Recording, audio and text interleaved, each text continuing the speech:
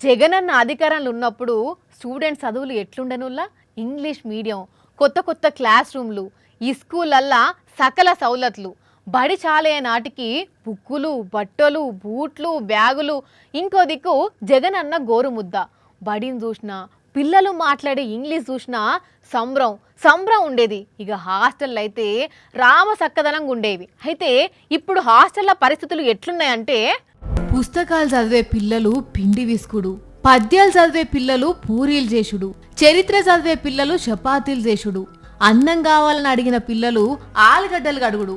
ఒక్క మాటలు చెప్పాలంటే రాసుకుంటా పెన్నులు పెన్సిల్ పట్టాల్సిన వాళ్ళు ఎట్లా గిన్నెలల్లా గంట పట్టి తిప్పుతున్నారో, క్యాంటీన్లో ఎంతగానో పని ముంగటేసుకుంటున్నారో చూడండి. తిరుపతి జిల్లా గూడూరు మండలం కోట బీసీ హాస్టల్ల పిల్లలు వీళ్ళంతా. మరి అధికారులు, ప్రిన్సిపాల్, వార్డెను పిల్లల చదువును ఎందుకు లైట్ తీసుకున్నారో, పిల్లలను చిన్న చూపు చూసి ఎందుకు ఇట్లా పని చేయిస్తున్నారో తెలియదు కానీ వీళ్ళని చూస్తుంటే మస్తు బాధ అవుతుందిలా. అన్నట్టు ఈ హాస్టల్లో ఈ పంచాయతీ ఒక్కటే కాదు, ఇది వరకు వార్డెన్ గారు పిల్లలను గుంజీలు దించి 60 మందికి పైగానే ఇబ్బంది పెట్టిండు. ఇప్పుడేమో ఇట్లా పనులు చేపించి ఆకలికి చంపుతుర్రట. ఇట్లయితే వాళ్ళకు చదువులు ఎట్లొస్తాయి, వాళ్ళు గొప్పోలు ఎట్లయితారు?